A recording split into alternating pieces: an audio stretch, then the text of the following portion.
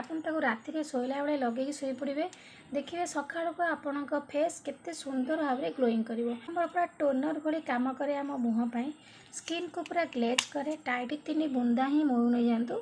ଦେଖନ୍ତୁ ଏଠି ମୁଣ୍ଡା ଥଣ୍ଡା ରଖେ, ତା ସହିତ ଆମ ସ୍କିନ୍କୁ ଗ୍ଲେଜ୍ କରେ। ଖରାଦିନ ପାଇଁ ଏଇ ଯେଉଁ ରେମେଡ଼ି ମୁଁ ଆପଣଙ୍କୁ ଦେଖାଉଛି ଆପଣଙ୍କର ଫେସ୍କୁ ବହୁତ ବଢ଼ିଆ ସୁନ୍ଦର ରଖିବ। ବିଲକୁଲ ବି କଳା ପଡ଼ିବାକୁ ଦେବନି। ସ୍କିନ୍କୁ ଗ୍ଲେଜ୍ କରିବ, ପୁରା ମାନେ ହ୍ୱାଇଟିଂ କରିବ, କ୍ଷୀର ପରି ଧଳା ଦେଖାହେବ। କଞ୍ଚା କ୍ଷୀର ଆମ ଫେସ୍ ପାଇଁ ପୁରା କ୍ଲିନଜର ଭଳି କାମ କରିଥାଏ।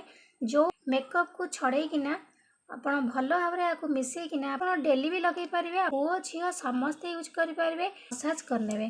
ପୁରା ମସାଜ କରିବା ଦ୍ୱାରା କ'ଣ ହେବ ନା ଆପଣଙ୍କର ଯେଉଁ ମୁହଁର ଯେଉଁ ଚର୍ମ ମୂଳ ଯାକ ଥାଏ ସେ ମୂଳରେ ହିଁ ଆପଣଙ୍କର ଏଇଟା ଭଲସେ ଭିଜିବ। ଭିଜିବା ଦ୍ୱାରା କ'ଣ କରିବ ନା ରାତି ସାରା ମୁହଁରେ ରହିଲେ ସକାଳକୁ ଦେଖିବେ ଆପଣଙ୍କର ମୁହଁ କେତେ ସୁନ୍ଦର ଭାବରେ ଗ୍ଲୋଇଂ କରୁଛି। ଆଉ ସବୁ